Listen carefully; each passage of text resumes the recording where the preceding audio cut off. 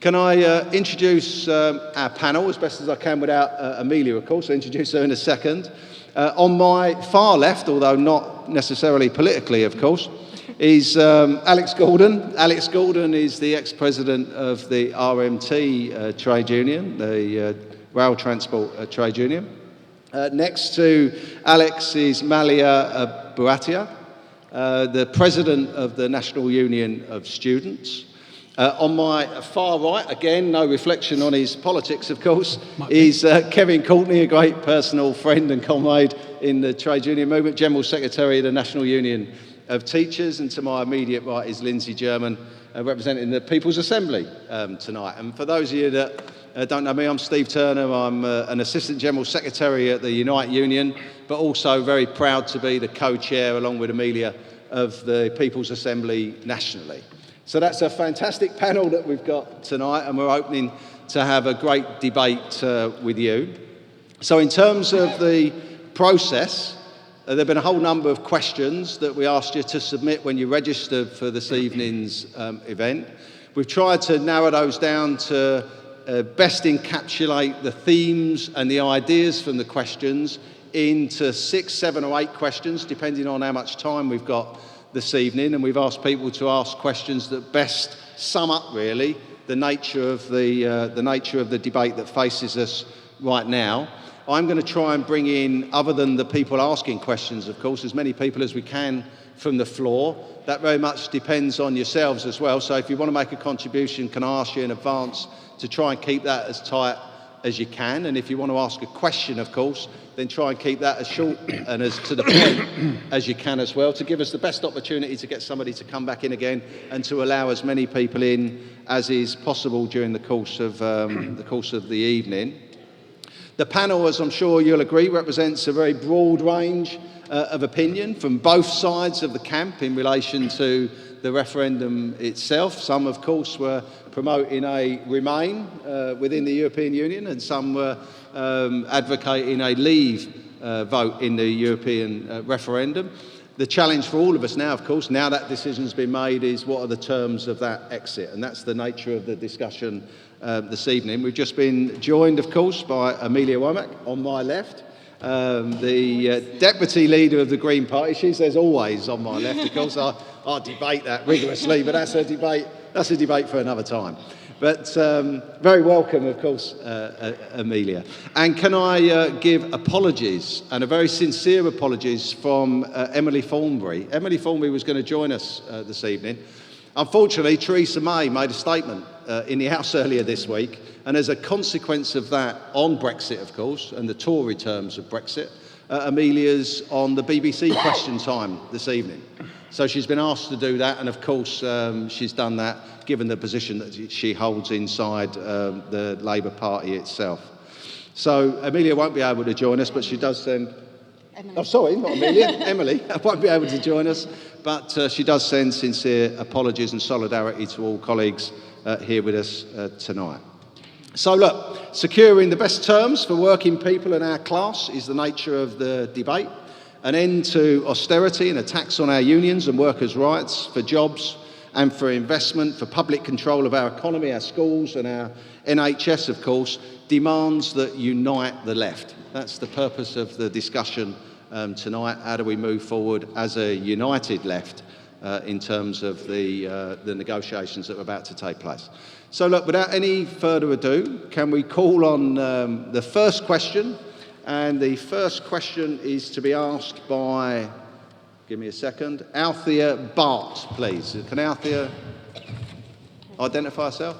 Yeah, Yep, okay, over to you. Hello, panel. My question is, how can you ensure that the poorest and most vulnerable in our communities are not hit the hardest by Brexit? Okay, great. Thanks very much, Althea. Kevin. Well, first of all, I'm really pleased to be here. This is absolutely the right debate for us to be engaging in. Brexit's happening. How are we going to fight to unite people? This question, it's incredibly important. I think that's what we're all worried about, is what's going to happen to poor, disadvantaged people.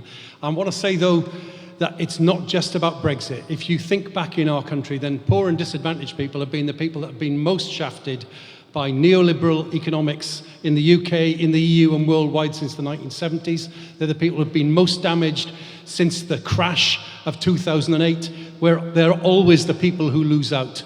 And I think it's absolutely clear, if Theresa May goes through with this threat of going for a low-wage, low-tax island, then that's going to be incredibly bad for working people. So how do we try and ensure that that doesn't happen?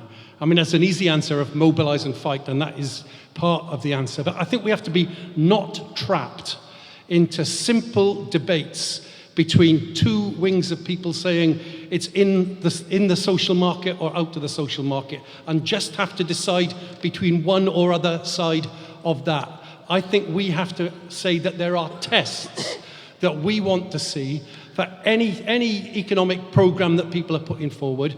We want to put some tests. We have to put these tests up very big. I want to particularly know, I'm from South Wales originally, but apart from my dad, the rest of my family are coal miners. I go back home, you go to Merthyr Tydfil, and since the pits closed, and since the Hoover factory closed, there are rubbish jobs in Merthyr Tydfil. I want to know, is the economic system that's going to be put forward going to create good jobs in Merthyr Tydfil, the jobs that we didn't have there during the EU? Those jobs weren't damaged by migration in any sense, but they were damaged by the economic model. So we want to put that test to people. Is the economy they're building going to give us decent jobs? Or is it going to be a Brexit for Philip Green and the owners of Uber, the proprietors of the teacher supply agencies? Or is it going to be a Brexit for the people who work in British home stores and the cab drivers of Uber? We've got to put those tests to people. I think Labour's broadcast last night did that quite well. I don't know if you saw it, but there was a broadcast on the NHS last night which said, where is this 350 million for the NHS? And sort of stepping outside. It's not Theresa May's position to say that wasn't her position to say there'd be 350 million for the NHS. But Labour is saying, we want that 350 million. People said it was going to be there, we want it. We've got to put those tests up, and then we have to fight for them very hard, because it will go badly for our side if we don't unite and fight on those questions. Great, thanks very much, Kevin. Alex, how do we ensure the poorest and the most vulnerable in our communities are not hit? Well, I agree with a great deal of what Kevin's just said, and I don't want this to be a list of people agreeing with each other, but it's hard to argue with what he's just articulated. I think to start with, we need to remember that the rate of poverty in this country has accelerated over the last 10 years. At a rate that is almost unprecedented. Average wages have collapsed in Britain by 16% in the last 8 years. That's led actually by the public sector, where George Osborne, when he was Chancellor of the Exchequer, imposed a pay freeze. Now, what we should be demanding, not just after Brexit happens, but after Article 50 is triggered, and we hear that inflationary pressures are starting to emerge in the economy, is that those pay cuts are restored. We should be calling for a massive increase in public sector pay, which is entirely within Theresa May's gift to increase public sector spending on low-paid workers, and we should be making that demand very clearly as a trade union movement, and also through the people's assemblies and in our communities. But I think we also need to start articulating some key demands that are going to be possible, that will strike a blow against poverty in this country, and are possible because we're leaving the European Union. And to my mind, the key demand that we should be articulating loudly and clearly, and is a popular demand, would be to abolish value-added tax. Value-added tax is a regressive tax, it's a flat tax. The poor pay it exactly the same as those on higher income, and it is a tax that is entirely associated with membership of the European Union. We're going out of the European Union, let's scrap VAT on all products, and let's put money back into the lowest paid, the poorest people's pockets in the shops where they can use it. Okay. Thanks very much, Alex. Amelia, what's the Green Party's position on this? Well, I personally feel that Theresa May's speech yesterday was second-guessing the public opinion while selling us down the river under the false banner that the Conservative Party is standing up for workers and standing up for the poorest, which is categorically not true. Saying that they have a mandate when actually even the far right are now using the mandate of this referendum as a mandate for racism and a mandate for the growth of their own parties. And this is why we need to be standing up for the poorest, but also making sure that we highlight when the government blames their own failures of policy on migration or even on what's happening at Brexit at the moment, because we don't see, we're seeing those impacts on our councils that are cutting those vital services that are tearing apart the very fabric of our communities. While we're distracted by Brexit and the EU referendum, austerity is happening. Potentially, when Article 50 is triggered, austerity will deepen. And we need to be as strong as we always have been as the People's Assembly up and down the country, calling out the issues of the austerity agenda while this debate is happening. We must be making sure that we stand against racism, stand up for the rights of migrants in the UK, and make sure that we do not let this government get away with blaming their own, the fact that they're not building houses, the fact that they're not investing in the NHS, the fact that when they decide to have a minimum wage, a living wage, it is a false title that they're giving a false minimum wage. We've got a lot of work ahead of us. And I think that the People's Assembly needs to be as clear as it always has been historically on what that means for the poorest and most vulnerable, and ensure that we continue this campaign.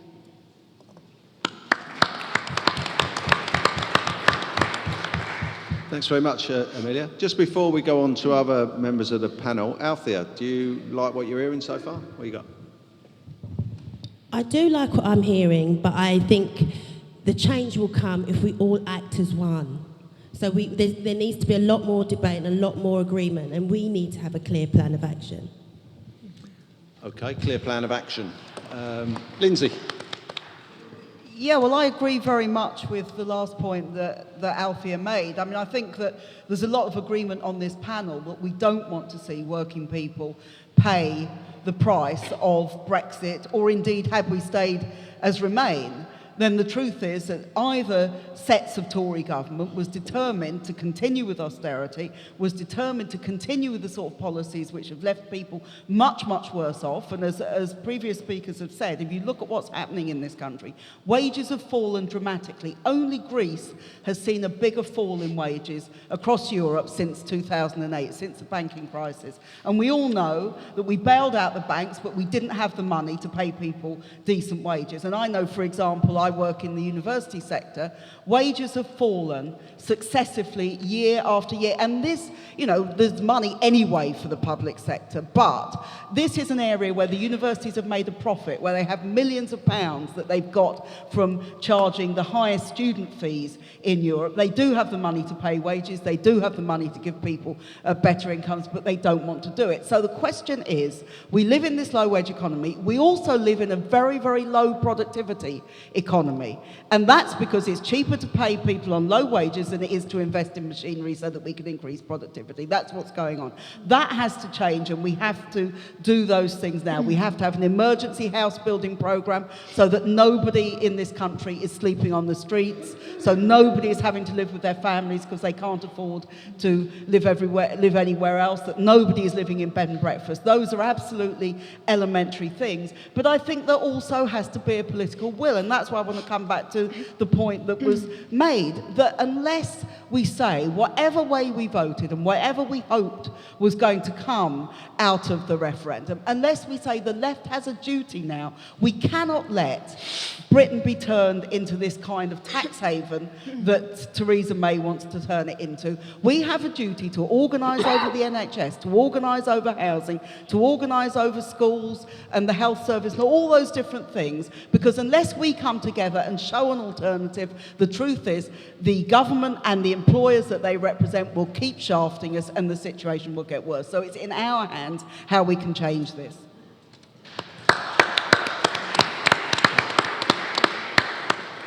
Thanks very much, Lindsey. And Malia? Yeah. I think that in reality, the poorest and most vulnerable will be hit the hardest by everything, Brexit or no Brexit.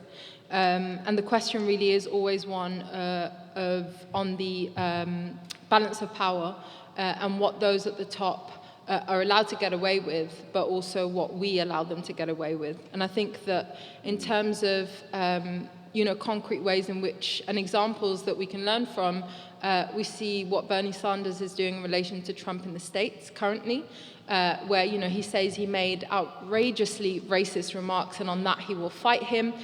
But he also made promises to people about their livelihoods, about jobs, about their quality of life, and on that he will expose him. So really he's killing two birds with one stone. He's both exposing the lies and the illusions that people hold, but also organizing people on every single issue. And for us here, that question revolves around the NHS. So Boris promised millions and millions of pounds a week going into the NHS, and currently we're seeing it in complete and utter pieces. It is in total crisis. So how do we hold those to account? It's in such dire pieces, actually, that even the Red Cross is having to step in to save people's lives, quite literally. I think that we should expose them, and we should be holding up, raising our voices and saying, actually, you promised us those millions, and you need to deliver on them now. And what that does is, and for us, we need to be marching, we need to be striking, we need to be organizing, whatever it takes for us to amplify the pressure on those at the top, but to also, again, kind of raise the consciousness of people who had the illusion under the narrative that the likes of Boris and so on during the referendum had presented to the people.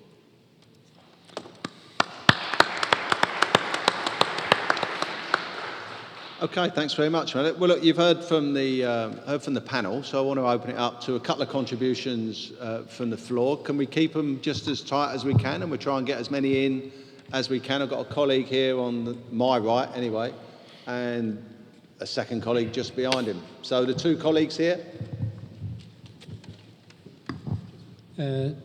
Just a note. Do you want to introduce yourself? Dave Shepherd. Thanks. Former member of the Communist Party of Great Britain. Right. And the Democratic Left for a while. And a trade union member of two unions, including your own. I note that the late Bob Crow and the late Tony Benn, like the Communist Party of Britain and the Socialist Workers' Party, agreed on Lexit, not Brexit, and the two parties published a common booklet. We seem to the term seems to have been eclipsed by the media one.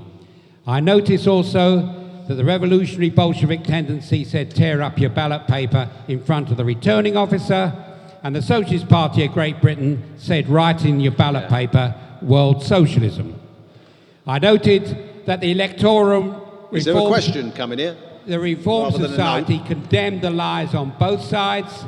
I noted the Electoral Commission and the certification officers decided who spoke for each coalition and got the money from the £7 million budget for each coalition.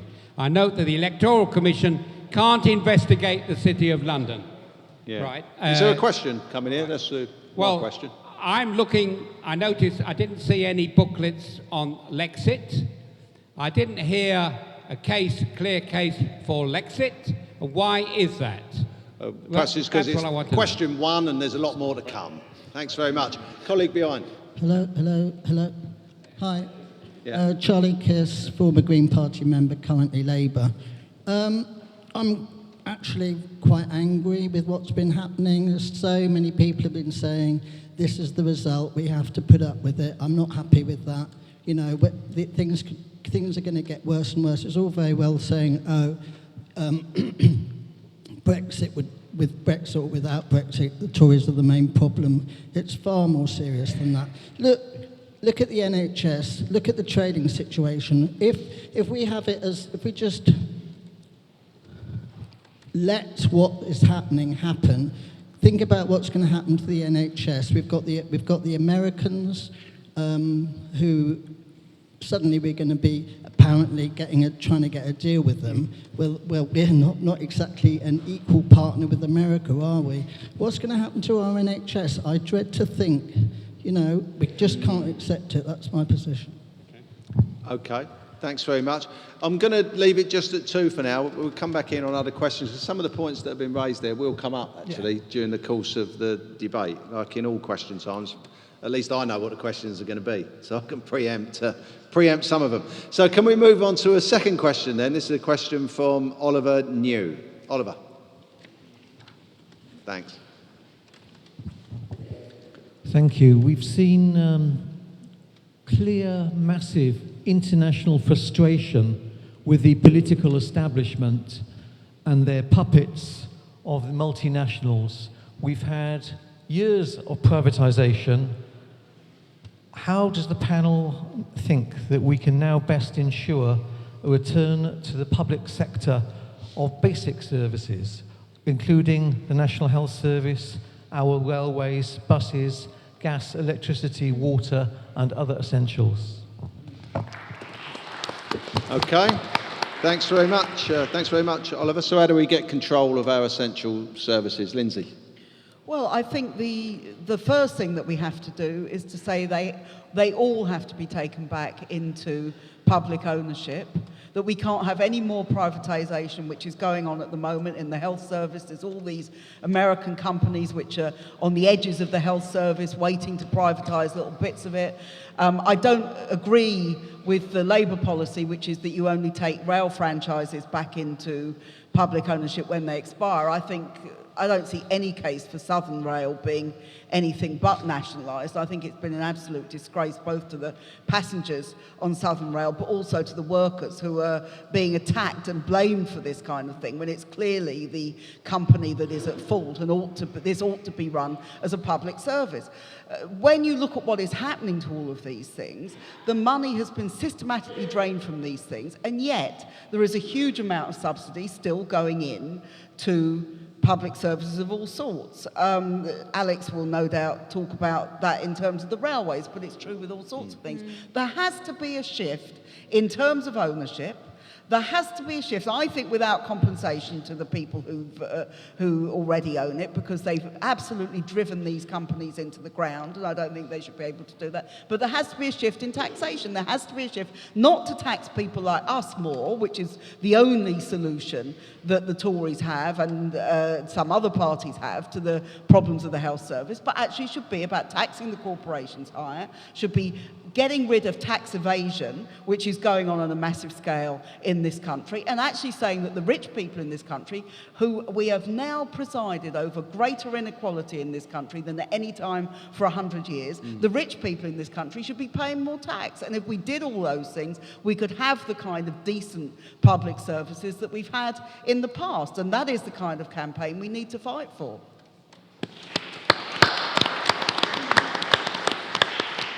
Okay, thanks, Lindsey. Alex, not just about railways, but of course railways are very topical at the moment, given Southern and other franchises. Indeed it is, yes, Steve. And I think that, Theresa May says Brexit means Brexit. I think we need to say Brexit means taking back control of our railways, our energy companies, taking back control of our post office, the Royal Mail. Taking back all of the essential utility services is now possible because we're coming out of the European Union.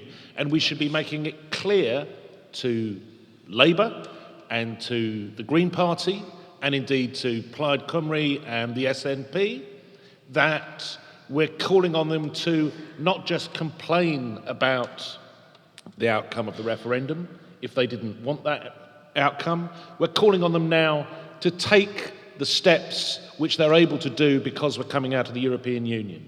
The fact is that our railways were privatised in line with liberalisation directives drafted in Brussels. Those liberalisation directives have artificially split the operation of train services away from the ownership of the railway infrastructure. We should reunite that in one body We could call it British Rail, if you like. We used to have a train building industry in this country. There were 5,000 people employed in Swindon when I started working on the railway at Bristol.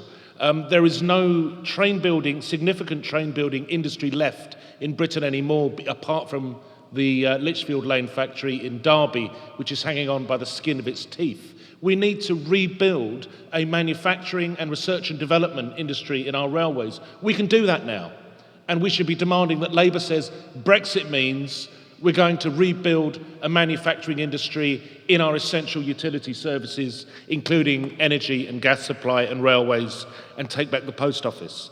But I think we also need to I'll finish on this, Steve, we also need to be very aware and alert to the danger that I think Lindsey just alluded to, which is that as we move towards leaving the European Union, those on the right wing of the Tory party and the right wing of the Labour Party who have been responsible for the creeping privatisation of the National Health Service are going to move to the next stage, and that is trying to move the National Health Service into an insurance-provided health service. We have to make it absolutely clear that in leaving the European Union, we're going to defend the NHS as a free at the point of use health service paid for entirely from general taxation, and keep private insurance companies out, because I do think that they're very likely to attack on that front as we see the crisis in NHS funding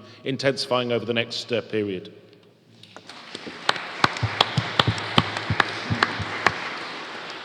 Okay, and Malia, before I go back to Oliver. Yeah, I think I would come back to the question of the NHS because it's quite an urgent one, unless you have been living under a rock for the last fortnight.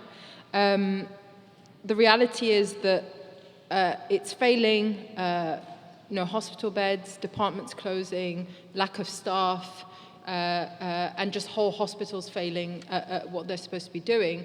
And as we, as is perceived by many, oh, look, our government is failing in this area, that's actually not the reality. They want to very much fail in this area because the intention is privatization. And that is the continued kind of political agenda is for kind of mass sentiment to be opposed to nationalizing anything and to build up that kind of frustration of people in order to just completely plow through their agenda of privatization. So we have to, our job is to fight as hell against that, is to demand that reinvestment, but to mobilize people in exposing the reality of the Tories' plans in relation to, the NHS, but beyond. So I'd say that we need to organize on that, very much on that basis, and fight. Thanks very much, Malia. And Oliver, do you like what you're hearing? I do. I think, I have to say, one of the problems with privatisation is that the political discourse hasn't challenged it. Unfortunately, we've had both major parties engaged in privatising, and I'm proud of my own union, the RMT, that after they privatised the railways, we never stopped fighting. We kept up that clamour, and it's on the agenda. We need to do the same as we are doing with the NHS. We need to do the same with gas and electricity, and I think we can put the other side on the defensive big time if we do that. Thanks very much. Kevin, maintaining and building the fight. Yeah, I'll see if I can introduce a little bit of controversy. Oliver's question starts by saying that people have rejected the way the world is organised, and I think that's right, and there's some hope in that. But I'm not sure they've rejected the way the world is organised, they've rejected the effects of it. So the vote for Trump is a rejection of the unemployment, the vote for Brexit is a reflection of the unemployment. But some people are taking the wrong lesson from that and blaming the wrong people, blaming immigration or immigrants. And so it's not clear to me that we're going to move forward. So it's scary about that. And I think another component of the fear is because the system we're in isn't working, answers that say same old won't work either. So there's a move to the right because the system isn't working. There has to be a move to the left. Labour has to move to the left. We have to move to the left. We need more progressive things to say to people. But my controversy bit is this thing that Alex talks about, the progressive case for leaving the EU because we can now nationalise our industries, renationalise them. I just think that's so much. It doesn't tell us that we're going to build a movement to do it. If we could build a movement to do it, we could have nationalised them in the EU. The question is, can we build the movement? And it seems to me that we don't build the movement by saying we want to nationalise industries. I don't think people care. I think we have to say we're going to get you better pay, we're going to get you better services, and so the discussion about privatisation has to come from that. I'm not saying I'm against it. My mother was one of the first people privatised as a school cleaner. And, you see what happens. And for me, privatisation essentially, to a first approximation, is working class women working longer for less. It's not big, it's not clever, they're not more efficient, it's just bullying. And that's what the privatisation agenda is about. But just saying we want to nationalise doesn't change that unless we build the movement. So on Southern Rail, we have to be demanding better services that the railway runs. And we get to the question of renationalisation through that, but not by putting nationalisation at the front of what we're saying.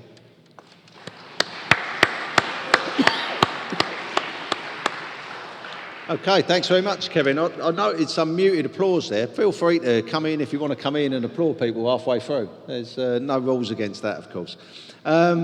Amelia, have we rejected neoliberalism? How do we build our movement? Well, I was going to say on renationalising different services, obviously the irony is that they are nationalised in a way, as France buys our national grid or Switzerland buys our railway service. And then the actual realities of what nationalism means, the fact that the blood that we donate to our blood service is actually run by an organisation run by Mitt Romney. This has been a stark issue in our services for decades, and the irony has not been put out there enough. I feel that the way that the coverage has happened of these issues has been completely eradicates the fact that renationalising these systems, these services, would work better for workers, work better for users, work better for the country. Because if you look at the NHS, if you compare the statistics between the system in America, their privatised system costs more per person than our NHS does as a result of the costs of privatisation and running those private systems. And in turn, our NHS costs more than the German public health system, which is more publicly run than our NHS. That this privatisation is running into ensuring that these companies are running zero-hour contracts and utterly undermining our workers' rights that people have fought and died for over decades and centuries. We need to be strong in tackling the media and how they run these stories, because the proof is stark at what we can achieve. The reality of what nationalisation can actually mean is proven in the fact that these different countries want to whip up our services basically by buying our railways to subsidise their railways in their own country. But we are not going to be able to do this if we have toxic trade agreements that undermine those services in the name of competition. And we need to be building that movement now, because sure as hell this is those ideas, those deals are already being discussed behind closed doors. If we do have this deal that Donald Trump is apparently quite happy to have with us, which I think is quite interesting given he started to mention that after Nigel Farage was over there, so God knows what is actually being discussed and what a trade deal for Britain should look like. If that kind of deal comes over here, competition will be the key part of it, not nationalisation, not a service that works for us, not a service that respects workers, and we need to be making sure we're building against that now.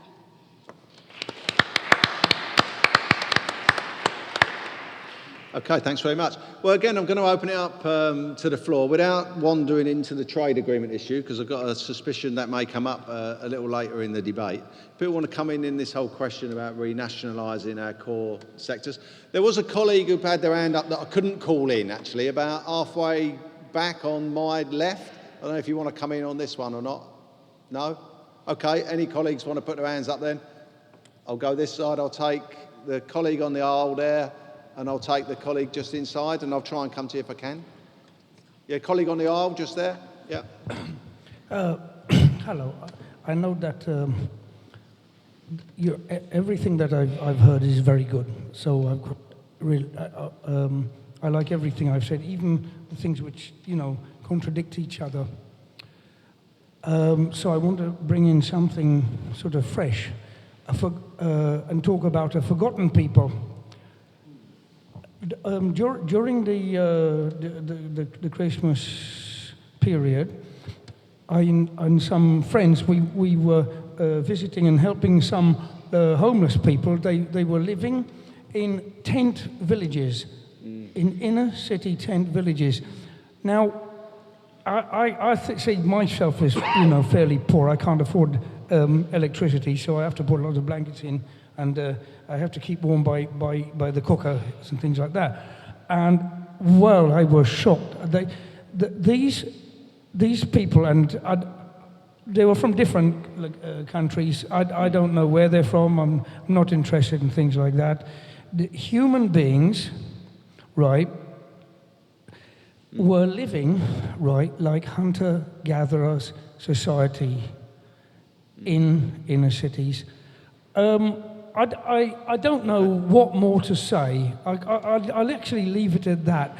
This must not be the future. So all of you who, want to wave this little flag and this little flag and pick up this book and that book, like, just please remember that, really, homeless people exist everywhere in the world. They might be shivering in Greece or in Paris or in London or wherever. Okay. But, it is in my head that these people were living like that. It's just horrible. Yeah. Okay. Yeah. Thanks very much for that. Yeah, just inside. That's it. Lovely. Thanks. Yeah. Good evening. My name is Pieter Baten. I'm a member of the Flemish Socialist Party and of the Labour Party. I would like to have a clarification on how the EU was forcing privatization. Like I said, I'm Belgian. I lived in the Czech Republic. The Belgian railways are 100% owned by the Belgian state. I lived in the Czech Republic. The Czech railways are 100% owned by the Czech state. I lived in the Netherlands. The Dutch railways are 100% owned by the Dutch state. They're 100% shareholder. There's limited privatization in some of these countries, but that did not stop any of these countries to have the majority of their railway or 100% of their railway services being offered by the state. So I would like to know why you're blaming the EU of having forced privatization in Britain, because this is apparently, clearly, a national choice. Okay, thanks for that. A very poignant question and very well put. Alex, why do we blame the European Union and not the Tory government? Well, it certainly is the Tory government in Britain that was responsible for passing the 1993 Railway Privatisation Act. That's absolutely true. But it's also the case that in the Czech Republic, formerly Czechoslovakia, and in the Netherlands, the rail freight sector has been sold off and privatised. You may not read about it much in the British press, but if you know anything about railways, you will know that the entire Dutch rail freight sector is owned by the German railway, Deutsche Bahn. Equally, liberalisation directives that have been published not by the British Tory government, but by the European Commission, and voted on by Belgian MEPs as well, have been responsible for the liberalisation of railways across Europe, which has opened national railways up to privatisation. That is a fact. And the latest directive, I won't bore you with the jargon, but it's called the fourth railway package, The latest directive, which has passed, means that by 2019, all passenger domestic rail services in the European Union will be open to compulsory competitive tendering, including those in Belgium. Belgium is not immune from the liberalisation of rail services, and Belgium will be required to tender its passenger rail services to private companies to bid for. Even if they don't win it, the effect of that tendering process is to drive down the quality of service and to drive down the price of the subsidy that the state spends on the railway. So it's a remorseless process that is created by the framework of laws passed in the European institutions. Okay. Thanks very much, Alex, for a very clear and concise answer as well. Amelia, you want to come in very briefly on this? Just very quickly. So I don't think it was any surprise to anyone that the EU is neoliberal, the UK is neoliberal, and I think that we need to be making sure that we tackle neoliberalism without continuing to blame other institutions, because once we've left the EU, and once we've, even if we, which I obviously hope we don't, even if we closed our borders to every migrant from around the world, we are still going to have the same problems, because the problems lie with the neoliberal system and with our current government. Okay, very good. Yeah, we'll come back. There's other questions that people are going to ask, and I'm sure some of this will come back up again. So if I can move on, I know other colleagues wanted to come in. I'll try and bring you in on other questions. Can I go to Michael Peavoy? Michael Peavoy? Yep. Cheers.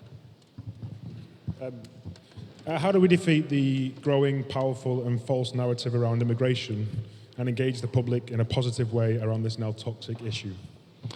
Okay, thanks very much. The toxic issue of immigration. Amelia?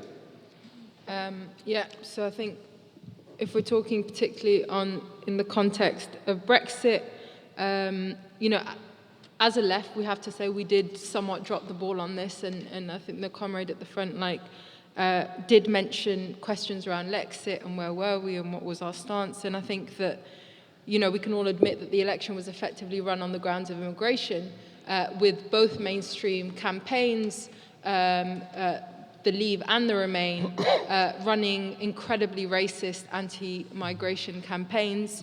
And really, what the left was doing was either avoiding the question to focus on the economy, or defending the EU as an anti-racist stance, like alternative, if you will. And I think, but the reality is we can't argue for a left-wing Brexit without having a very clear, principled and strong pro-migration stance. We can't have a principled, strong, clear pro-migration stance without holding the EU accountable for its murderous tendencies in the Mediterranean and its treatment of migrants. So really, we missed an opportunity to build a broad movement and take on both sides and make clear our defense of migrants, opposing the existence of raids, of detention centres and of quotas. But of course, we still have time, and that's exactly what we need to be focusing on, where we go from here, building a broad movement that is inclusive of students, trade unionists, workers, campaigns, political parties, that very much puts that vision forward. We need demonstrations like the one that we held last year in solidarity with migrants. We need to support campaigns against raids, against detention centres, like the incredible one that the Movement for Justice has led outside of Yarlswood. We need to create a renewed confidence in people as well, because coming out of the referendum, there was a strong sense of isolation, and they need to feel that sense of collectivism, that we are all here, shouting very loudly that migrants are welcome and they're absolutely not to blame for the government's destructive policies. If you want to support NUS's work, we are creating regional anti-deportation networks. We are fighting for justice for those 40,000 international students that were wrongly threatened with deportation by Theresa May.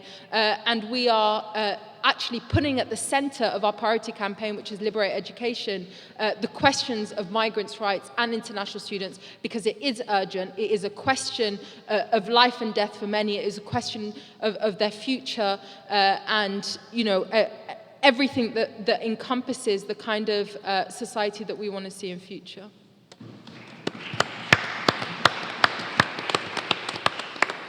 And Lindsey. Yeah, I agree with the points that Malia has made. I think if you look at the referendum, the dominant tone of the referendum was right-wing on both sides, and we shouldn't just start with racism and scapegoating coming with the referendum campaign. We had David Cameron with his appalling campaign against Sadiq Khan when he stood for Mayor of London, which weekly in Parliament he would link him to terrorism and all this kind of thing. I think we have to say this goes very, very deep in terms of British society. The media has spent many, many years now building up this scapegoating atmosphere, and we're now in a situation where people are partially rejecting neoliberalism, but very, very often are finding the wrong targets to blame for what has gone wrong. And that is what's happening, really, when people talk about scapegoating immigrants. I think it's important that we understand a couple of things. Firstly, that I don't believe the majority of people who voted Leave did so over the question of immigration. If you look at the polls, actually what they show you is the majority of people said they wanted British decisions, British laws to be made in Britain. They didn't have, something like 30% had immigration as the main issue they were worried about. Even when you look at that, you find that the people who talk about immigration, they talk about it in terms of there aren't enough houses, there aren't enough jobs, there aren't enough places in schools or the doctors. So it's a very complex issue here. I think we have to do two things. I think we have to be absolutely uncompromising on this question. You know, it's often said in a racist way, we have to talk about immigration. But the truth is, we do have to talk about immigration, and what that means is that the people who oppose racism and who oppose the attacks on immigrants should be saying, okay, let's have a genuine debate. Let's say to people in places where there has been scapegoating of migrants, okay, this is what migrants have been doing, this is the contribution they make to the country. But not only that, who is to blame for the fact that your kids can't get a house? Who is to blame for the fact that your mother can't get care as an old person? It is not migrants. In fact, if there weren't migrants in this country, there'd be a lot less people looking after the sorts of people who are already suffering. That's the truth of the matter. It's about saying those two things, that migrants are welcome, but that also there are other people to blame. Because, as has already been said, if every single migrant stopped coming into this country tomorrow, we'd still have a housing crisis, we still wouldn't have funding in the schools, we still would have all these things, and people's lives would be made miserable by the rotten working conditions that they have. This isn't migrants who've caused this, and we need to be absolutely clear on this. One other point. We cannot just fight this by fighting against racism alone. We have to fight against racism. I personally am going to be on the demonstration tomorrow against Donald Trump outside the American Embassy. I hope other people will be there. And on the Women's March on Saturday, again, which is against Donald Trump. But we all know the demonstrations are important, they're very, very important, but they're not enough. We also have to provide an alternative which says we know where we can get decent living standards for people. We know where we can get decent living standards and decent conditions, not just for people born in this country, but for everybody. And that is the kind of challenge that we've now got. Neoliberalism has destroyed communities across the world. We're talking mainly about Britain, but it's destroyed communities in Africa and Asia. It's destroyed communities in Eastern Europe. That's one of the main reasons that people come as migrants here. We need the kind of world based on justice and equality where we don't destroy communities and destroy jobs and destroy everything that people value so highly. And that's the kind of thing we should be arguing for.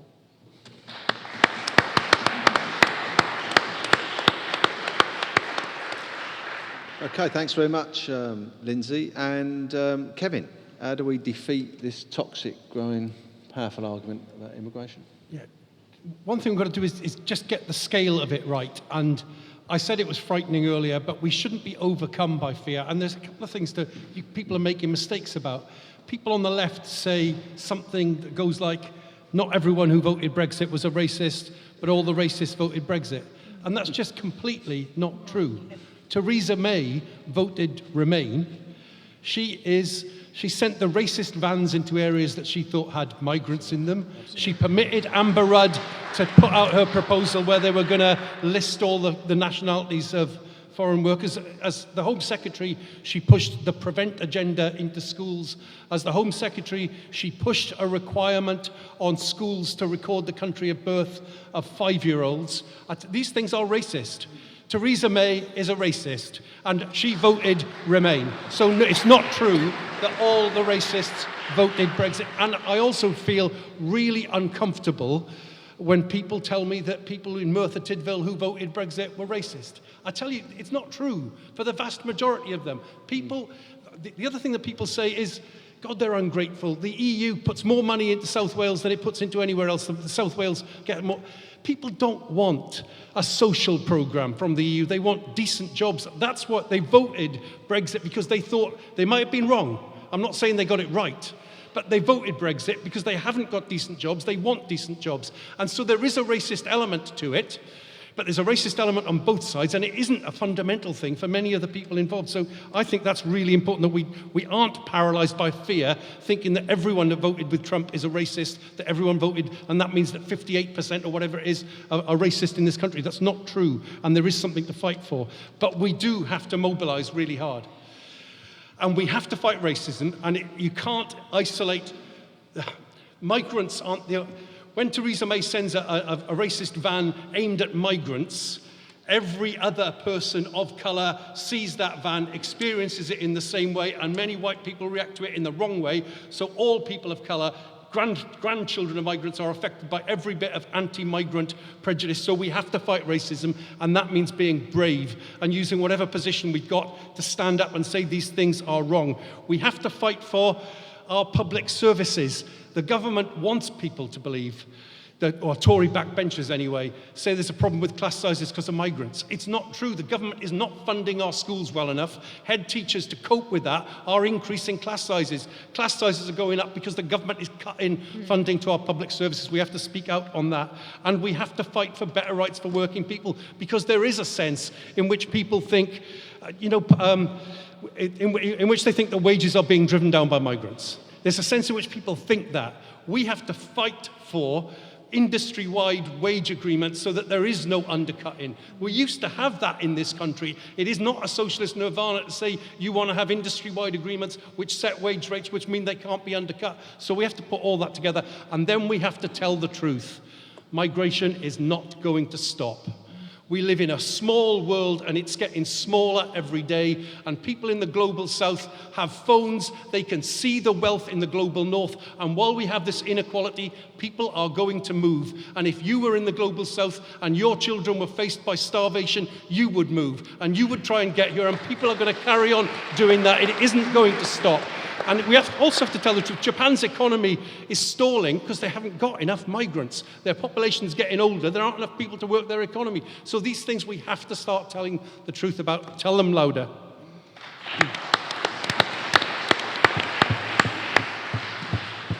Okay, can I go back to Michael? Michael, who asked the question.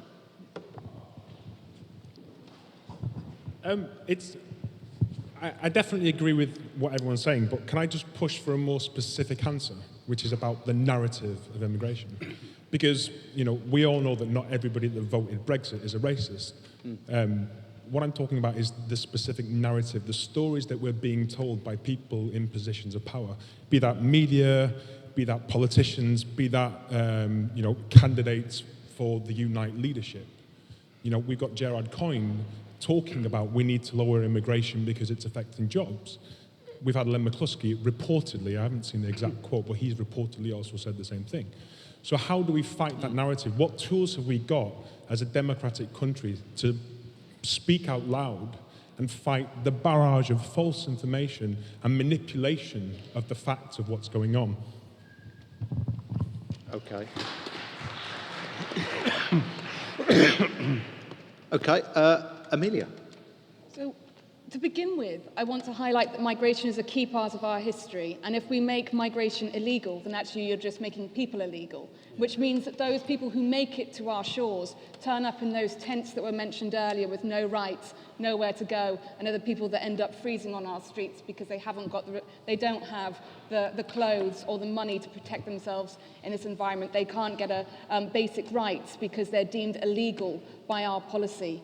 And we need to... I'm concerned that this has given a mandate to racism. We've seen people murdered as a result of the rise of racism in the UK. And even last week, somebody in Wales, a group in Wales were convicted for the murder of a Polish man as a result of hate crime, which wasn't reported widely. The feeling is because that was in Wales rather than in London. And what comes out of Wales doesn't always make national press. And we do need to tackle it, and there are clear things that we need to be tackling to begin with. I think living in London, it's very easy to see the benefits of migration. We had that fantastic campaign, that I Am a Migrant campaign, that went through the underground system and had wide support from people in this city. Because we are a city who welcomes migration, we are a city that is international, a city that's diverse. But if we do move to different areas, there are people with very real problems who have been told that their issue is caused by migration. I personally have experienced that situation that people joke about, where somebody will say, "Oh, if you look down this street, look at all the migrants who have come over here." And I swear to God, on that street, I'd actually been talking to people. It was in the middle of Kent. I'd been talking to people for 3 hours, and I hadn't met anyone that wasn't from Kent in that time. But what I think we need to tackle is the inequality that migration creates in terms of regional inequality. And when the issues that come up are because different regions are not financially supported by our system that brings a lot of wealth into cities rather than distributing it where the need is. If those people in Boston were given a fair distribution of wealth throughout the country that meant that there were enough homes for the people in Boston, in North Lincolnshire, would they feel the same way about migration? Would those scapegoats still be allowed? And I think we really need to rethink the way we distribute tax across the country so that we are making sure that people aren't left without homes, that people aren't left without jobs, and people aren't left with the only option they have is to scapegoat migrants.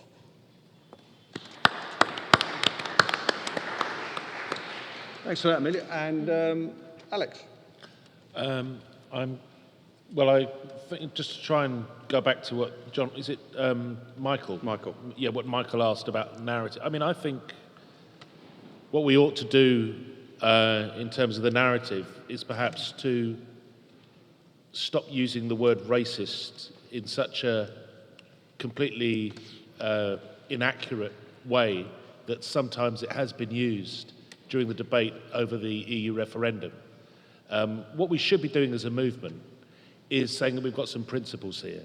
We should be calling for the government to guarantee permanent residence to EU nationals, citizens of the European Union member states who are living and working in this country. And that's an absolute principle that we should all, I'm sure, be agreed on. And actually, I think I may have misinterpreted what she said, but I think Theresa May said something along those lines in her speech 2 days ago. But we also need to be clear that racism didn't start, and the narrative about racism in this country didn't start with this referendum around the European Union. When Theresa, in addition to the racist immigration bans, which Kevin talked about, you know, when Theresa May was Home Secretary, she introduced an Immigration Act which placed £5,000 increments on the income of non-EU citizens who want their children to come and join them in this country. So if you're Indian and you're living in this country, you've got to earn way above the national minimum wage or the London living wage in order to have your wife join you. Seriously, it's a matter of income.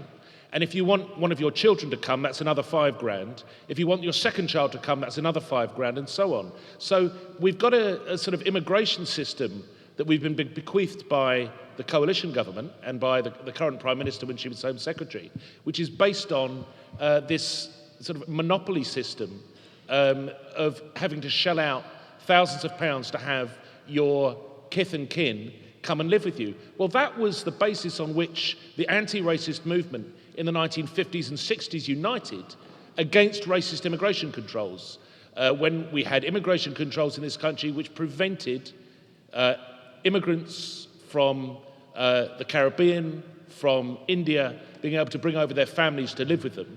That was a basic demand of the anti-racist movement in this country. We should get back to combating racism such as that. And we've had our eye taken off the ball, to be frank with you, I think, by the EU referendum. Racism has been used in an inaccurate and actually quite an opportunist way by both sides in talking about the impact of the EU referendum result. Okay. Thanks very much, Alex. And I've got an opportunity to bring a couple of people in. I've got two hands that are already raised, so I'm going to take the yellow arm, whoever that is with the yellow arm, and there was a colleague over this side as well. I think there's other Okay. I think there are other reasons for migration, as well as what you have raised. I mean, for the last 30, maybe 50 years, the vocational education system in this country has been totally destroyed. The FE colleges have been destroyed. There are just, I work in the construction sector, and there just aren't people being trained. It's the lowest ever, and it goes down every year. It's nothing to do with the EU, except that employers have gained from poaching from other people's vocational education systems. And we really have to face up to this, that we need a massive injection in education. And we're not going to get it now unless we shout an awful lot, because I work in a university and we are losing thousands of people, and we're losing research contracts, working with other people across Europe, and losing students too. We're all going to be decimated. Okay. And a colleague on the left. We've been talking about the neoliberal agenda and how it affects our public services and so on, but we haven't mentioned the military complex, which is causing a lot of the immigration and people being drowned in the Mediterranean. And there's no point in trying to put band-aids on the results of these wars if we don't get to the source of them. So how can we actually do something specific? How do we tackle this? Because these guys are thugs. You can't get anywhere near the arms fairs. They're selling lethal, horrible weapons that are tested on Palestinian people. And they pride themselves on the fact that they work. So this is a big thing, and it's a kind of an elephant in the room right now. Is there anything from the panel that is specific that we can do? Okay. Well, I'm going to ask the panel to come in at the end, and no doubt, given the nature of those individuals that are accompanying me up here, some comments will be made in respect to the question that you just posed. No problem with that at all. Now, I'm going to move on to the next question. Just before I do, though, Michael did raise a point about my own union in his contribution, and I'm not going to let you get away with that. So I'm just going to step outside of the chair for a second and just say, look, you can say what you like about Gerard Coyne, and you're absolutely right, but don't say what you did about Len McCluskey, because it's not true. Len McCluskey has a particular position on this, and Len's view is that you've got to stop the freedom of the employer to exploit. You can't have a free movement of labour in an unregulated labour market. So what we do have to do is we have to regulate a labour market, and we have to bring back strong unions, collective bargaining, and the defence of individual working people through collective organisations like trade unions. And that's the reality of the problem that we've got here. And the challenge that we've got, and Len's raised it and continues to raise it, is how do you stop this culture of the race to the bottom and supplant it with the rate for the job, a rate for the job society. And that deals with a lot of the questions that get raised when we go around the country talking to ordinary working people that feel that they're being pushed out of a job because another worker's being exploited. Not blaming that worker, blaming an exploited boss. And now I'm going to step back into the chair and move on to the next question, which is a question from David Chapman. And it aligns really to the question that we just had. It's a follow-on. My name's David Chapman. I'm a proud member of the Green Party and of a union, Unison. I also happen to live in John Redwood country in Wokingham, which incidentally voted to remain. My question is, how should the left respond to the efforts of UKIP to win over the previously left-wing voters? Okay. Thanks very much, David. And as you announced yourself as a member of the Green Party, I'm going to go straight to Amelia and ask her to step into the breach and answer this one first. Because I wish I had a magic answer to this question. And having worked as deputy leader for 2.5 years and been involved in the Green Party for 10 years now, actually, it's the only thing that I found to work is collective organising, as well as one person at a time. I think that we've underestimated the power of canvassing, and I am disappointed that the Labour Party have not tackled the rise of UKIP head on. The failure that there has been across the country to actually invest in areas. If you look at what's happened to where investment is, there's more investment in marginal seats than there are in safe seats, because the sitting MP wants to win that seat back. That means that there are people who have been forgotten about. I'm also from South Wales, and you can see it there, where if you knock on a door, you're actually the first person that they will have seen for years, because it's assumed that you'll put a red rosette on a sheep and they'll vote for it. I didn't realise that was that in the rest of the UK you say a donkey until this year, actually. I thought it was always a sheep. And what I find on the doorstep when I talk to people from UKIP is that, as I said before, they have very real problems and have been given a silver bullet to overcome all of them. And these people who are voting UKIP need to be listened to. Because although I'm against UKIP, I'm not against UKIP voters. Because when I listen to them and they say, what is your policy on the EU and migration? Okay, so I'm assuming that they're UKIP, but I think I've got a lot to work on with that one. I normally respond by saying, well, what is your problem with migration? And without fail, they will list housing, jobs, the NHS. And that gives you an opportunity to talk about the fact that the reason that the fact that there is not enough housing is as a result of right to buy and the failure of actually having housing policy that works for normal people rather than building luxury flats for the richest. It gives you an opportunity to talk about how in the NHS you're more likely to find a migrant helping you than you are in the queue in front of you. It gives you an opportunity to talk about salaries that are undercut as a result of bosses, not as a result of migrants. And this challenge is tough, but we need to stand up to it. We cannot hide, we cannot laugh at UKIP anymore. We have to tackle it head on. And that's in our press, in our media, but I would call on the Labour Party, I know Green, and members of the Green Party, to be making sure that on the doorstep we are not rejecting people because they vote UKIP, but actually listen to their issues and try and highlight how those problems can be solved without turning to nationalism. Lindsey. Yeah, I think firstly what we need to do with UKIP is to recognise it's a phenomenon which obviously has a number of reasons why people voted it. A lot to do, obviously, with the whole question of whether there should be a referendum around the EU. It seems to me they shouldn't be in that great shape now, given that there has been an EU referendum and that actually what they wanted has happened, and therefore, you know, kind of when you look at it like that, you think to yourself, well, what is the point of them? And I think two things. I think firstly, they are benefiting from the way in which the government and the media are saying that this referendum is all about immigration, and they're benefiting from that.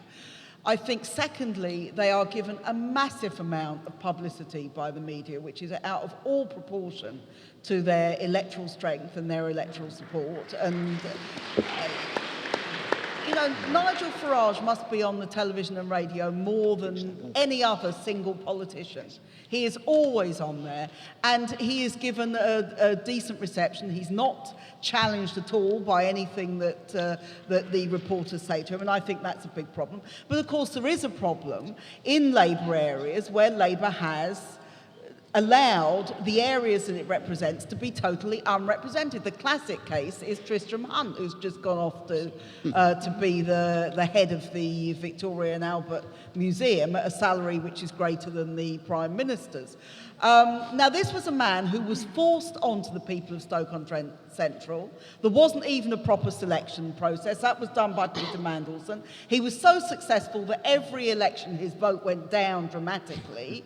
And last time, a majority of electors didn't even bother to go and vote. It was the worst result from that point of view in the whole country. Now, I can absolutely understand why people in Stoke-on-Trent Central will vote for anybody that they think is a challenge. And unfortunately, as we've seen with the BNP previously, in strong Labour areas, they won't vote Tory. They're quite hostile to the idea of voting Tory for very good class reasons. And they sometimes are taken in by UKIP or far-right parties of various sorts. Now, the only way you can deal with this is not by doing what Hunt's doing, which is clearing off, nor by what the Blairite MPs are doing, which is to say we have to... You know, these are the people who were so keen on Remain and the single market and staying in the EU and free movement, and now suddenly they're saying we've got to have immigration controls because otherwise UKIP will win. What they need to do is go to these places and say... I'm sorry that we haven't represented you properly. We are going to spend more time doing this. We are going to put more money into the area. We are going to do all these things. Do not be fooled into voting for UKIP. And I would say about Paul Nuttall, who's standing in Stoke, the new leader of UKIP, remember, this guy was in the Tory party in Liverpool, of all places. So that gives you some idea of exactly his politics. And the idea of working-class Labour people going and voting for somebody like this, they are making a very, very big mistake. Okay. And Malia. I think that there is a need to be very clearly, to kind of clearly present that principled stance on migration, but beyond that as well, to show actual concrete solutions to the problems in people's lives. Many are suffering. There are no jobs. The welfare state is being dismantled. We're seeing casualisation as to be more and more of a reality for many workers, and really things are set to get much, much worse for everybody. And in this climate, politicians from most of the mainstream parties are actively engaging in blaming the Muslims, the black communities, migrants. And we need to not only oppose this language, but mobilize around the local issues, mobilize to save the NHS locally, mobilize to, against the library closures, against the academization of schools. And this links to the question from Michael, who said, like, what are the practical ways we can get involved? From your workplace to the schools that your children attend, in like the border control has extended to your classrooms, like the things that we've seen recently with the census, children being interrogated under the prevent agenda, particularly if they're racialized, particularly if they're Muslims. Like, there are quite literally illegal things happening as far as like the processes go when we start to uncover the drip feed of stories. But where is the active mobilization locally? How are parents getting involved in saying that the school is not a facilitation of border control and xenophobic rhetoric and policies, and that we will absolutely refuse to engage on that basis. When it comes to, your colleagues at work, international staff, what are they going through? Is there a way in which you can monitor, potential hate crime that they're dealing with, whether it's social media, whether it's actively on the streets, or systematically through what their bosses are putting them through and questioning them and interrogating them around? And I think like there is so much that we can build on, and also strengthening the sense of coalition with all those things to very much not be in isolation. If you can mobilize for people, if you're not London based, but for people to go and demonstrate outside Yarlswood, then why not do that? Like bridge the links between what is happening across our society, so that people are not saying, well, if we fight Islamophobia, we haven't got time to deal with the NHS. If we're fighting this, we haven't got time to deal with that, or that they're just not linked and there's too many activists dealing with that. And we've seen those that kind of divisive element creep into our ways of organizing, which is why it very much feels divided on some fronts. Things are very much connected in a non-conspiracy kind of sense, but this is the political context in which we're functioning in. And I think that there is hope. We have seen things like, Save Lewisham Hospital, for example, people mobilizing a couple of years ago around that. We've seen people in Bristol stopping the privatization of I believe the Children's Centre, stopping Virgin from taking over on that front. Like there are wins, and when there aren't, there is still, which the junior doctors, which the NHS students have demonstrated to us, that despite not getting everything that they fought for, they managed to demonstrate that the public is very much in favour of, for example, supporting NHS staff and their strike action. And generally the sentiment is, we are at a crisis and we need to do something about it, so let's capitalise on that. Thank you. Okay, David. I do think there should be a progressive alliance of the left to address the 85% of the media that, in fact, is giving the false narrative to people who are marginalised, who are vulnerable, who are poor in our society. I would like to see the left come together to address that false narrative. Okay, Alex. I think there are three straightforward things that need to be done. The first is the left needs to stop trying to rerun the referendum. Look where UKIP are in the polls. Their poll ratings are going down and down and down. I know it's very common, and no doubt a lot of people spend a lot of time doing political research on UKIP voters to try and find out what complex of characteristics make up the UKIP voter and UKIP's popularity. But let's be clear, it's a one-trick pony. It was about the referendum. That's why people voted for UKIP in by-elections. That's why they voted for Farage, because they saw him as being somebody who was going to deliver that. If you keep on rerunning the question of the referendum, the question that was answered on the 23rd of June, all you do is breathe life into that corpse. So I think people have got to stop trying to rerun the referendum, and that includes stop threatening to call for a second referendum. This is what gives UKIP hope that there's going to be left-wing politicians alienating themselves from people who've demonstrated that they voted in a majority to leave the EU. So that's the first lesson.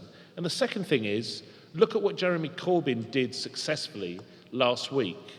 When he did his much publicised relaunch and dropped in the new policy on a salary cap for high earners in relation to a ratio between CEOs and the people they employ, the first person they went to ask on Radio 4 to get a comment on that was Paul Nuttall.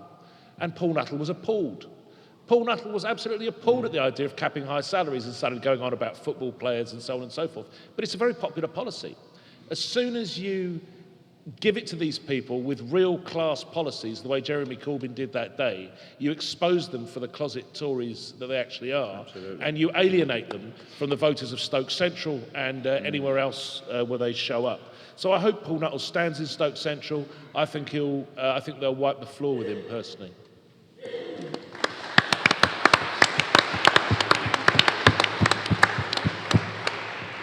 And Kevin, this Progressive Alliance and Well, I want to come directly to the question of what we do to stop UKIP. And I've got 4 points. I voted a different way to Alex in the referendum. I voted Remain, but I absolutely agree with Alex. We have to drop all notion that we're trying to reopen the question. We live in a democratic country. Our decision has been made. You can't reopen it for decades. So and that will breathe life into UKIP. The second thing I want to do is agree absolutely with Amelia that UKIP voters feel they haven't been listened to by politicians of any stripe for years. We have to listen to them and engage. And I also want to, I was going to make the same point about the wage cap that Alex has just made. UKIP voters are in part blaming the wrong people. They're blaming migrants. Some of them are blaming migrants for what's happened. But there is somebody to blame for what's happened. There are people to blame, and we need to identify them and talk about them. The wage cap, the wage ratios thing is a way of doing that. Philip Green took 1.2 billion and gave it to his wife who lives in Monaco, so they didn't pay any tax on it. Look at the ratio between that and the British Home Store workers. Mike Ashley is a multi-millionaire at Sports Direct, taking money from the workers who work there, saying that we want to name names about who is taking the money away. It's not migrants. The guys who invented the Uber app. I like modern technology, me. And I don't mind them making £1 million because they've invented that app, or I don't mind them making £10 million if you push me to it. But the idea that they're going to take 25% of every Uber driver's wages for the rest of their lives is an absolute disgrace. And Jeremy Corbyn's right to say that we want a control on that. And I think UKIP voters will engage with that. And my fourth point is that somebody said something very much like this. Paul Nuttall is on the record, he's trying to change his mind, but he's on the record as being in favour of privatisation of our National Health Service. Keep saying that to every UKIP voter. That's what he is, and that's what UKIP could be unless we stop them.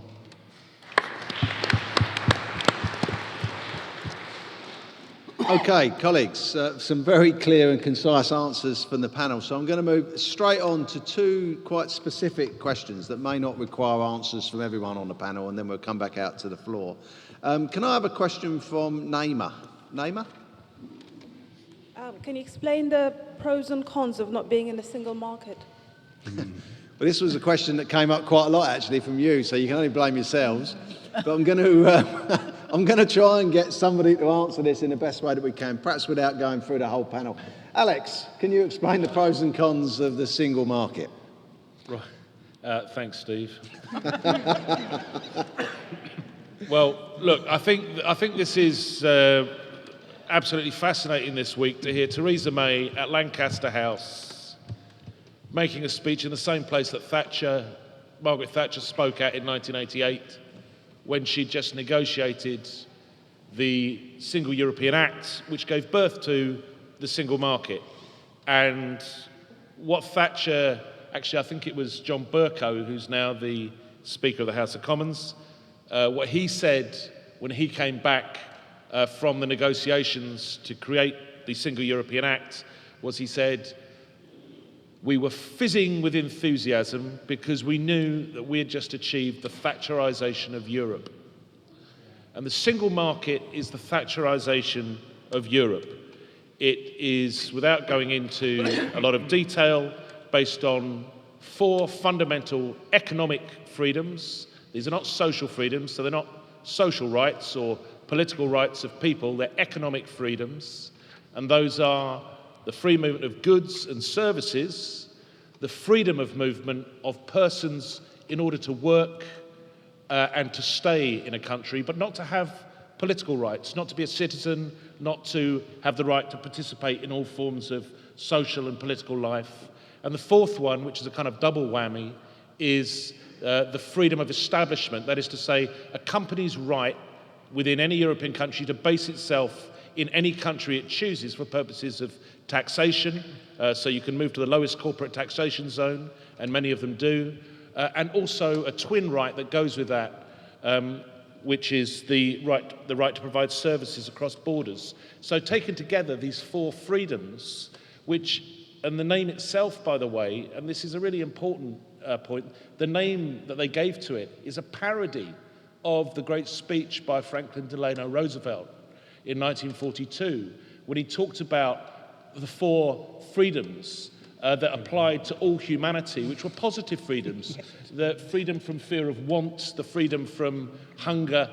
You know, these were 4 positive freedoms that went eventually to form the framework of what became the Charter of the United Nations.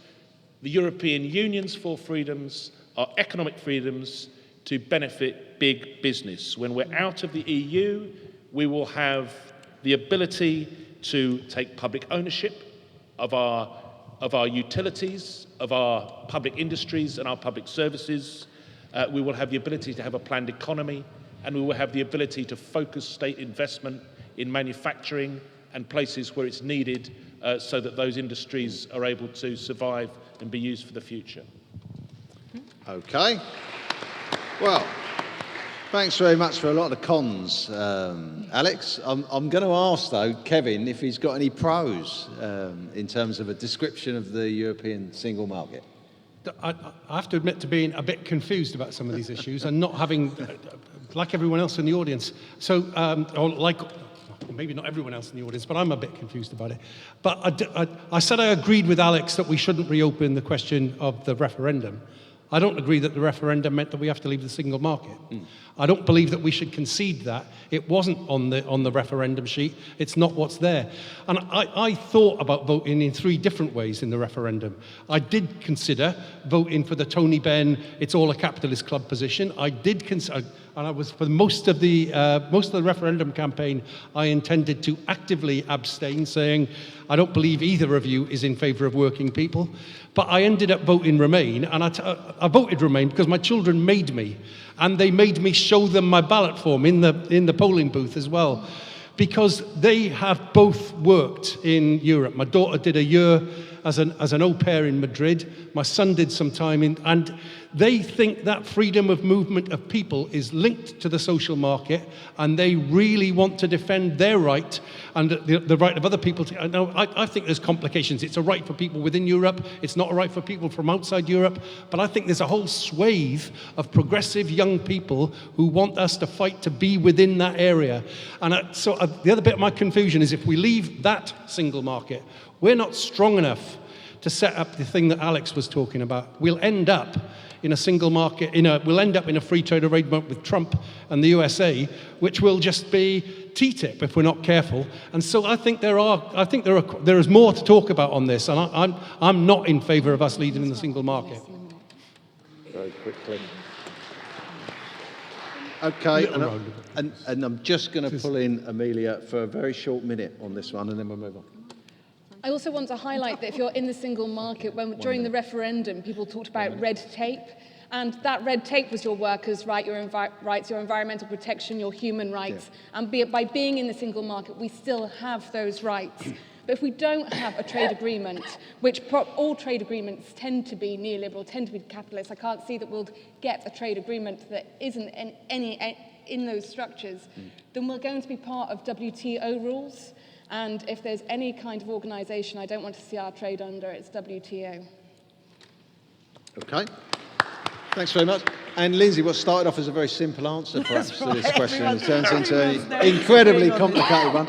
But Lindsey.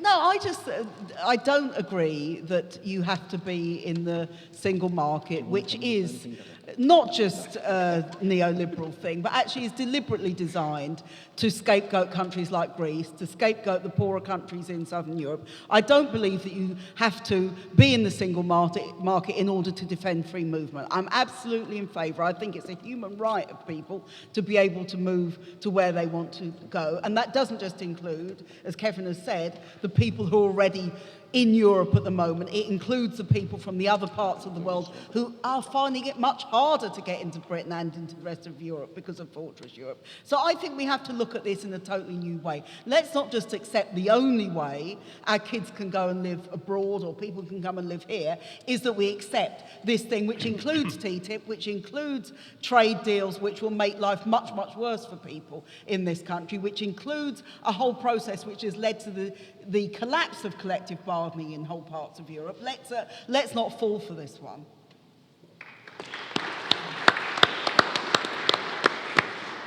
Okay, thanks very much. And I'm going to move on to what might be our final question, actually, from Steve Sweeney. Is Steve in the room? Ah, there. There's a mic coming, Steve.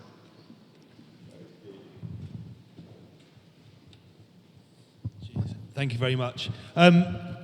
We were told in the quite consistently in the run-up to the EU referendum that it was the European Union that actually protected workers' rights, defended jobs, etc. So my question to the panel is, how can workers' rights be protected and even extended after Brexit?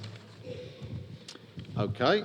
Thanks very much. And this goes to the heart of Melanie On's debate this week in the House of Commons, of course, where the Tories filibustered debate by talking about radios and their use of radios and where they positioned them in their houses and how often they replaced them for 4 hours instead of passing a piece of legislation which would have protected every single employment right that emanated from the European Union in primary legislation.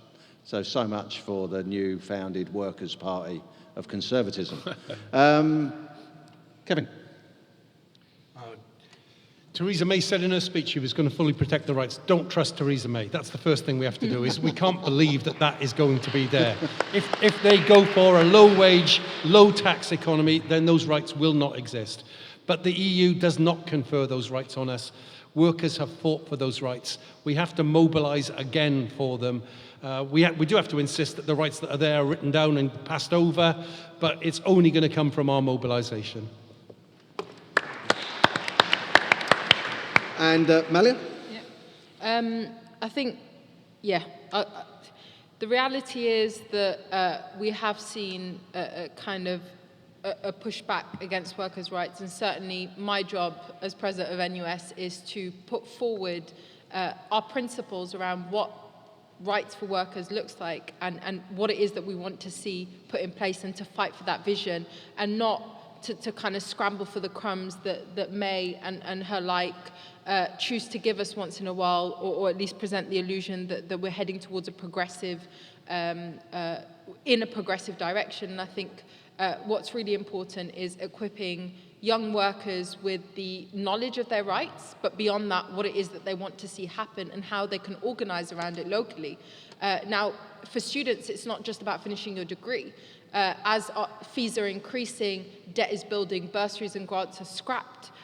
We're in a situation where some are juggling 2-3 jobs on top of their studies if they can make it through. And so equipping them with that knowledge, and I'm actually very happy that we're working with the TUC, black workers in particular, to develop the resources in which we can do that. And so I guess I urge you to kind of direct any young person or any student to equip them with those resources and the know-how.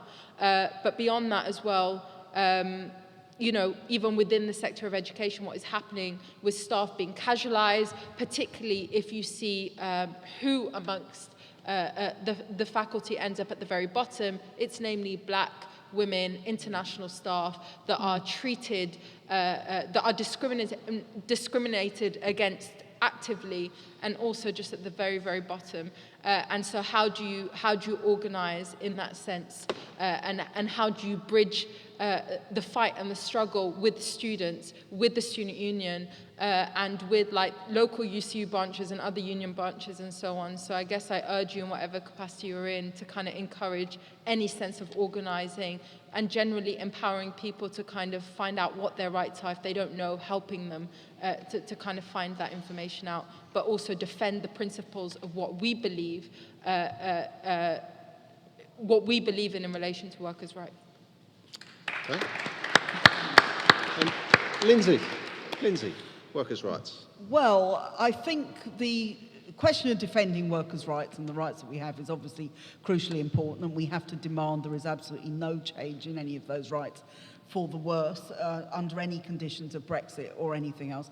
But let's be realistic about this. Even the talk about annual leave, when so many people are now on self-employed contracts where they don't get leave, or if they get leave, they don't get paid. I mean, there's absolutely no, you know, they do it at their own peril. If you look at the number of hours that people work, people work much longer hours than they did before the Working Hours Directive. That's a fact. And that isn't the fault of the EU, but actually it is the fault of a whole series of neoliberal policies which have gone on and which have particularly affected Britain badly in the aftermath of the miners' strike and the last 30 or so years where trade union organisation has been attacked and has been hammered all the time. So you've got a situation where people work some of the longest hours in Europe, that people with young children, one or the other of them is likely to work shifts in order to deal with childcare. You've got, these are very, very big problems. They will only be dealt with by trade unions growing in strength again, by workers organising themselves, by the people in Deliveroo and all the other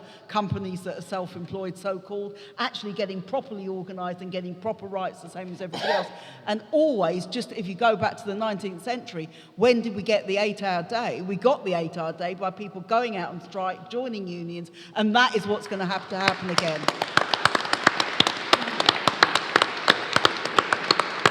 Okay, thanks very much, Lindsay. Look, I've got time for a couple of short contributions from the floor on this particular question, if people want to come in on this particular question. Yeah, I've got a colleague there in the middle. Yeah. Is it on this question? Yeah, okay. Yes, indeed, yes. Okay, I've got it's a woman on the, here. unfortunately, too many of us in this room can remember the 60s and the very early 70s, when trade unions had a good deal of clout both in the workplace and in relation to government. And that was a time during which the difference in incomes between the rich and the poor was shrinking, when social mobility was more possible than at any other time, as far as I'm aware, historically, except in wartime. And that was achieved by trade union organisation, trade union power. It is not something that was given to working people in this country or anywhere else by politicians, either in Brussels or in Westminster. It was fought for by working people sticking together and looking after each other, not only in their own workplaces, but also in solidarity with other workers in struggle. And if we're going to get back to that situation, that's what we're going to have to do again. This doesn't have to be a question, does it? Anyway, there you go. Thanks very much. Fantastic. Working people have never been given anything that we haven't fought for. Quite right too. All right, well, I'm going to come back to our two panel speakers that haven't made a contribution on this one yet. I'm going to go to Amelia and I'm going to go to Alex. So, Amelia. I thought you weren't going to ask the whole panel, then I was making notes of that. You've relaxed yourself out of the role. So in terms of workers' rights, then I think that's really to echo that message of organisation, because we do have... I campaigned to stay in the European Union. I worked with colleagues to help co-found and set up a campaign called Another Europe is Possible, based on the point that when there was the main Stronger In campaign that was set up, that I didn't believe in what they were talking about in terms of Europe, because I'd always seen Europe as a place for workers' rights, for human rights, for environmental protection, because we need to work on our international problems together, and we celebrated free movement as a result of that campaign. And so we will be working now to make sure that we bring those rights into UK policy, that we beat the issues of filibustering and talk about a repeal act. But the thing that I fear is a lack of ambition. I don't think we've seen ambition and political will from our political parties for decades when it comes to workers' rights. And it's that ambition that we need to challenge, that ambition that we need to make sure comes from the grassroots. I don't know if you saw Theresa May's speech, but she did a bit that actually sounded a bit like that scene in Love Actually, where Hugh Grant starts talking about David Beckham's left foot, David Beckham's right foot, as she started to say, we're a country of philosophers and poet laureates, and And all of these things, instead of highlighting the fact that we're a country who got our rights as a result of the Chartist movement, as a result of the Levellers, and we will not forget those great traditions that have got us where we are today, and we will make sure we continue to remind Theresa May that that is a vital part of our history and a vital way that we got our rights and a vital way that we will retain them. Absolutely. Absolutely. The history of social progress is a history of class struggle. Alex. Well, look, I think we did find out one thing from Theresa May this week, and that is she confirmed that at the point at which the Brexit becomes effective, all EU legislation that is transposed into UK law will become UK law. So all of the questioner referred to the Working Time Directive, but all of the body of EU social legislation that is transposed into UK law will be UK law. So the first answer to your question is, if there's something in the law currently that is worth defending, you will be able to defend it. It won't be magicked away through the process of enacting Brexit. It will be part of UK law, and they will have to move an Act of Parliament to revoke it in the House of Commons, etc., and we will have to fight it if we don't want them to do that. But the second point is, I think, and this goes to how we're going to defend it, we need a Labour government. You can't rely on Theresa May to defend workers' rights. I mean, that is just so unbelievably obvious, I'm surprised no one else on the panel has yet mentioned it. The final point I will make, though, and I'll finish on this, is that the workers' rights that we have, you may not have noticed, they're not very good. No. Yeah. Okay? I don't want to defend the workers' rights we've got. I want to get rid of them and improve them. I mean, I was on a picket line this morning outside Paddington Station, and I'll be on one tomorrow morning outside Paddington Station with contract cleaners. And the reason they're on strike is they want sick pay. We got them the London living wage last year, but if they go sick, they're on £87 a week statutory sick pay. Nobody can afford to live on £87 a week in London, so what do? They use their annual leave. Somebody comes down with bronchitis, somebody gets burnt, somebody puts their back out at work and can't work. They have to use up their annual leave in order to survive. And these people come from all over the world, from Goa, from Nepal, from Africa, from literally every continent in the world. And they use their annual leave to go and see their families. So when they get sick, it means they can't see their families. So that's why they're on strike. And that system of employment is entirely in line with the current workers' rights that we have in this country, which are a disgrace. So what we need is a positive framework of labour rights. I recommend people have a look at the Institute of Employment Rights booklet called A Manifesto for Labour Rights, A Manifesto for Labour Law, which is written by John Hendy and Keith Ewing, and is a marvellous publication, and it's also online, and I think that should form a body of legislation that we demand an incoming Labour government gets behind.